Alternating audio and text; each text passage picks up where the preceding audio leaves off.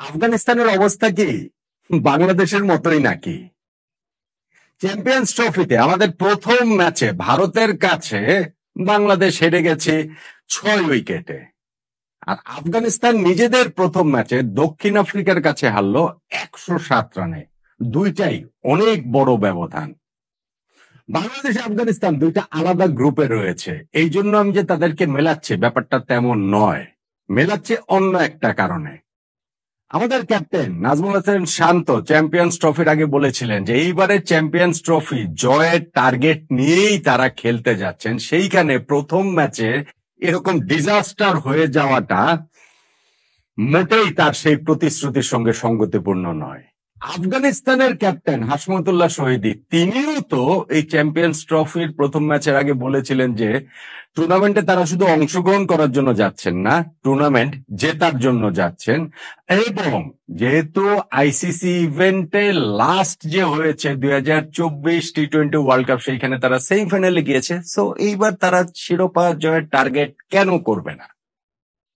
আমাদের ক্যাপ্টেন শান্তর কথা বিশ্বাস করার মতো লোক খুব বেশি ক্রিকেট বিশ্বে আগেও ছিল না, ভারতের কাছে প্রথম ম্যাচ হেরে যাওয়ার পরও নেই।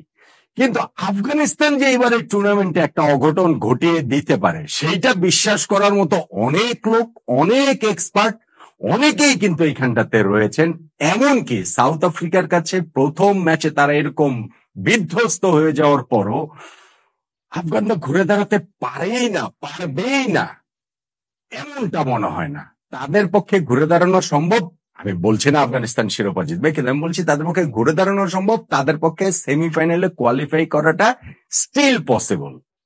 সেটা তারা পারবে কি পারবেন না, পরের দুইটা ম্যাচে ইংল্যান্ড অস্ট্রেলিয়ার বিপক্ষে তাদের জিততে হবে, জিততেই হবে। রান রেটের ইকুয়েশন রয়েছে, ওগুলো পরের আলোচনা। কিন্তু বাংলাদেশ, আমরা কি ভারতের কাছে প্রথম ম্যাচ ওইভাবে হেরে যাওয়ার পর নিউজিল্যান্ড আর পাকিস্তানের বিপক্ষে আমাদেরও যে জিততেই হবে ইকুয়েশন, সেই ইকুয়েশন আমরা মেলাতে পারবো বলে বিশ্বাস করার মতো লোক ক্রিকেট বিশ্বে আসলে কত পার্সেন্ট রয়েছেন? আচ্ছা, বাংলাদেশের আলোচনা বাদ দিলাম, যেহেতু এইটা আফগানিস্তান সাউথ আফ্রিকা ম্যাচের টার্নিং পয়েন্টের আলোচনা, সেটা নিয়ে কথাবার্তা বলি। যে সাউথ আফ্রিকার টুর্নামেন্টের শুরুটা হলো দুর্দান্ত। এর আগে টানা 6টা ওয়ানডে ম্যাচে তারা হেরে এই ম্যাচটা শুরু করেছিল, কিন্তু প্রথম ম্যাচেই এই টুর্নামেন্টের ডার্ক হর্স হিসেবে যাদের ধরা হচ্ছে সেই আফগানিস্তানকে তারা বিশাল ব্যবধানে হারিয়ে দিল এবং একটা খুবই কমফোর্টেবল জয় পেল, যেইটা তাদের সেমিফাইনালে তোলার ক্ষেত্রে একটা জায়গাতে এগিয়ে রাখলো। টুর্নামেন্টটা কিন্তু প্রতিটা গ্রুপে 4টা করে দল, প্রত্যেকটা দলে 3টা করে ম্যাচ, প্রতিটা গ্রুপ থেকে 2টা করে দল সেমিতে যাবে। খুবই কিন্তু এই জায়গাটাতে ভুল হওয়ার অপশনটা কম। সো সেই ক্ষেত্রে ফার্স্ট স্টেপটা সাউথ আফ্রিকা এত ভালোভাবে ফেললো যে সেমিফাইনালের পথে তারা কিছুটা এগিয়ে গেল, অমনটা বলাই যায়। এই যে ম্যাচটা সাউথ আফ্রিকা এত বড় ব্যবধানে জিতে গেল, সেইখানে আপনি আসলে টার্নিং পয়েন্ট কোনটাকে বলবেন? আমার কাছে দুইটা জিনিসকে খুব গুরুত্বপূর্ণ বলে মনে হয়। ধরেন প্রথমটার কথা প্রথমেই বলি, সেটা হচ্ছে গিয়ে টস। টস জিতেছে সাউথ আফ্রিকার ক্যাপ্টেন এবং তিনি টস জিতে টেম্বা বাহুমা আগে ব্যাটিং এর যে সিদ্ধান্তটা নিয়েছেন, এইটা একটা খুবই গুরুত্বপূর্ণ ছিল অনেকগুলো কারণে।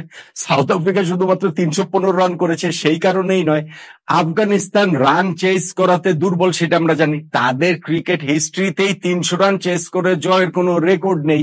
সো আগে ব্যাটিং করাটা, টস জেতাটা সাউথ আফ্রিকার এই ম্যাচ জয়ের পথে তাদেরকে বেশ খানিকটা এগিয়ে দিয়েছে। এখন টস তো আর ম্যাচ জেতাতে পারবে না, সেই জন্য ভালো ক্রিকেট খেলতে হবে। ধরেন আমি বললাম যে টস জিতে আগে তারা ব্যাটিং নিয়েছে, সেখানটাতে ভালো ব্যাটিং করতে হবে। সেই ভালো ব্যাটিং তো তারা করেছে, 315 রান, নইলে তো শুধু শুধু হয় নাই আফগানিস্তানের এই স্পিন অ্যাটাকের বিপক্ষে। আফগানিস্তানের স্পিন অ্যাটাকে রশিদ খান আছেন, মোহাম্মদ নবী আছেন, নূর রয়েছেন, এবং তারা তিনজনই এই ম্যাচটাতে যে বোলিংটা করেছেন, শুধুমাত্র মোহাম্মদ নবী 2টা উইকেট নিয়েছেন 10 ওভারে 51 রান দিয়ে। রশিদ খানকে তারা উইকেটলেস রাখতে পেরেছে, সাউথ আফ্রিকার জন্য এটা একটা ক্রেডিট। 10 ওভারে 59 রান তিনি দিয়েছেন। আর নূর আহমেদ তিনি হচ্ছে গিয়ে একটা উইকেট পেল 9 ওভারে 60+ রান দিয়ে দিয়েছেন, তার একটা অফ ডে গিয়েছে আজকের এই দিনটাতে। মাঝখানের একটা সময় ছিল যে সাউথ আফ্রিকার ব্যাটিং ইনিংসে ওই 30-31 ওভার থেকে 39 ওভার পর্যন্ত 8-9 ওভার প্রায় 10 ওভারের মতো তারা কোনো বাউন্ডারি মারতে পারেনি, এই আফগান স্পিনাররা সেটা অ্যালাউ করেনি। কিন্তু সাউথ আফ্রিকা তাড়াহুড়ো করে নিজেদের উইকেট টুইকেট বিলিয়ে দিয়ে আসেনি, বরং তারা খুবই স্টেডি এগিয়েছে পুরোটা ইনিংস জুড়েই। শুরুতেই মোহাম্মদ নবী টনি জর্জের উইকেটটা তুলে নিয়েছেন এবং তারপরেই ওইখানটাতে রায়ান রিকেলটনের সঙ্গে টেম্বা বাভুমার একটা পার্টনারশিপ হয়েছে 129 রানের। ওই জুটিটা সাউথ আফ্রিকাকে স্টেডি করেছে। রায়ান রিকেলটন তার ওয়ানডে ক্যারিয়ারে ফার্স্ট সেঞ্চুরিটা তুলে নিয়েছেন। টেম্বা বাবুমা তিনি তো রানে ফেরার একটা প্রতিশ্রুতি দিচ্ছিলেন এবং এই ম্যাচেও তিনি 50 পেয়েছেন, 58 রান করেছেন তিনি। এরপর মোহাম্মদ নবী সেই পার্টনারশিপটা ভাঙলেন, কিন্তু পরে যেসব ব্যাটসম্যানরা এসেছেন তারাও কিন্তু, ধরুন রাসি ফন্ডার-ডুসেন, তিনি নিজেও একটা বেশ কিছুদিন ধরে অফ ফর্মে রয়েছেন, এই ম্যাচে তিনি 50 করেছেন। এইডেন মার্করাম একটা গুরুত্বপূর্ণ 50 করেছেন, 36 বলে 52 রানে তিনি নট আউট, আর 46 বলে 52 রান করেছেন ওইখানে রাসি ফন্ডার-ডুসেন। ফলে আপনি দেখেন এই যে টপ 3 টপ 4 এই জায়গাগুলো থেকে কিন্তু সাউথ আফ্রিকা সবার কাছ থেকে এই রান পেয়েছে। এবং এই ম্যাচে যে ইনজুরির কারণে হাইনরিক ক্লাসেনকে তারা একাদশে রাখেনি, সেই অভাবটা অনুভূতই হয়নি। হ্যাঁ, ক্লাসেন থাকলে শেষ দিকে গিয়ে হয়তো বা আরো ঝড় উঠতে পারতো, আরো বেশি রান হতে পারতো, বাট স্টিল শেষ 10 ওভারে তারা 85 রান তুলেছে, 315 রান স্কোর বোর্ডে জমা করেছে। আফগানিস্তানের এই বোলিং এর বিপক্ষে 315 রান করেছেন, উইকেট যতই ভালো হোক না কেন, এইটা আসলে অনেক রান এবং এই ক্রেডিটটা সাউথ আফ্রিকাকে অবশ্যই দিতে হবে এবং সেই জায়গাটাতেই তারা ম্যাচ জয়ের পথে অনেকখানি এগিয়ে গেছে।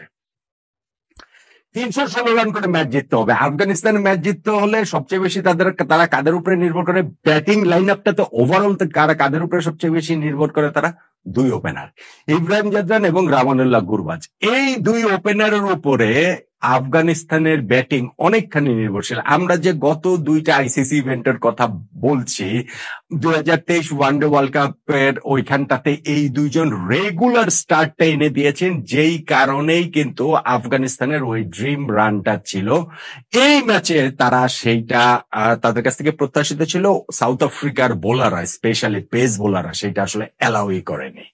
রামানুল্লাহ গুরবাজ শুরুতেই এনগেডি বলে আউট হয়ে গিয়েছেন এবং 10th ওভারে গিয়ে যখন ইব্রাহিম জাদরান কাগিসা রাবাদাকে একটা ছক্কা মারলেন, ঠিক তারপরেই হচ্ছে গিয়ে রাবাদার একটা 148 এর বলে বোল্ড হয়ে গেলেন। 10 ওভার শেষে 2 উইকেটে 38। ওই জায়গা থেকে আফগানিস্তানের পক্ষে রিকভার করাটা আসলে সম্ভব না। মানে তাদের এইখানে ম্যাচ জয়ের টেমপ্লেট একটাই, রামানুল্লাহ গুরবাজ একটা ঝড়ো ইনিংস খেলবেন, অন্য সাইড থেকে অ্যাঙ্কর করবেন ইব্রাহিম জাদরান, তারপরে গিয়ে তারা যদি এই স্কোরটাকে চেজ ডাউন করতে পারে। সো 10 ওভারের মধ্যে যখন এই দুইজনে আউট হয়ে গিয়েছেন, আফগানিস্তানের পক্ষে আর ম্যাচ জয়ের কোন ইকুয়েশনে তারা ছিল বলে আমার কাছে মনে হয় না। 100 আগে তাদের 5 উইকেট চলে গিয়েছে। হ্যাঁ, পরের দিকে গিয়ে রহমত শাহ তিনি নিজে লাস্ট ব্যাটসম্যান হিসেবে আউট হওয়ার আগে 90 রান করেছেন, রশিদ খান কিছুক্ষণ এন্টারটেইন করেছেন, আজমতুল্লাহ ওমর যে অল্প কিছু রান করেছেন, কিন্তু এই রানগুলো পরাজয়ের ব্যবধানটাই কেবলমাত্র কমিয়েছে। সাউথ আফ্রিকার স্কোরটাকে তারা 200 পার করতে পেরেছে কোন রকমে, 208 রানে তারা অল আউট হয়েছে, তারপরেও তো 107 রানের বিশাল ব্যবধানে তারা হেরে গিয়েছে। এখন ম্যাচের টার্নিং পয়েন্ট কোনটা? আমি বলছিলাম যে দুইটা জিনিস, একটা হচ্ছে গিয়ে টস এবং আরেকটা হচ্ছে গিয়ে সাউথ আফ্রিকার ব্যাটিং ইনিংসের একটু খেয়াল করে দেখুন। সেকেন্ড উইকেট পার্টনারশিপে তারা 129 রান যোগ করেছে, রায়ান রিকেলটন এবং টেম্বা বাভুমা। তাদের পরের 3টা পার্টনারশিপও কিন্তু 44 রানের, 47 রানের, 50 রানের এক ধরনের একটা স্টেডি প্রোগ্রেস কিন্তু তাদের রয়েছে। আর আফগানিস্তানের পুরো ইনিংসে একটা 50 রানের জুটিও নেই, একটা 40 রানের জুটিও নাই। হাইয়েস্ট জুটি হচ্ছে কি 39 রানের, 5th উইকেটে একটা, আর আরেকটা হচ্ছে কি 9th উইকেটে। সো আপনি 315 রান চেস করবেন, সেইখানটাতে একটা 50 রানের পার্টনারশিপ হবে না। ম্যাচ আসলে জিতবেন কিভাবে, জেতার মতো অবস্থায় যাবেনটাই বা কিভাবে? সো টার্নিং পয়েন্টের দাবিটার একটা হচ্ছে কি টস এবং আরেকটা হচ্ছে সাউথ আফ্রিকার ওই একটা সেঞ্চুরি পার্টনারশিপ ঠিক তার পরপরই তিনটা আরো গুড পার্টনারশিপ 44, 47, 50 রানের এবং আফগানিস্তানের ইনিংসে কোনো একটাও 50 পার্টনারশিপ না হওয়া, এটাকেও আমার কাছে মনে হয় টার্নিং পয়েন্টের একটা দাবিদার। সো এই দুইটার মধ্যে কোনটাকে আসলে নিব, টস নাকি এই পরের যে পার্টনারশিপের কথা বললাম? টসটা খুবই খুবই খুবই গুরুত্বপূর্ণ, কিন্তু টসের উপরে নির্ভর করে তো আর ম্যাচ জেতা যাবে না, সব ম্যাচ জেতা যাবে না। আমি তাই দুই দলের যে পার্টনারশিপের ডিফারেন্সটা, সেই জায়গাটাতে আমার কাছে মনে হচ্ছে এই ম্যাচটা ডিসাইড হয়ে গেছে, ওইটাকে আমার কাছে টার্নিং পয়েন্ট মনে হচ্ছে। এবং এটা হওয়া সত্ত্বেও আফগানিস্তান যে এই টুর্নামেন্টে সেমিফাইনালে প্রোগ্রেস করবেই না, এই ম্যাচে এই এত বড় ব্যবধানে হারা সত্ত্বেও, সেইটাও মানতে আমি এখনো মানে রাজি নই। আমার মনে হয় ক্রিকেট বিশ্বের আরো অনেকেই মনে করেন যে এই আফগানিস্তানের পক্ষে কামব্যাক করা সম্ভব, খুবই সম্ভব।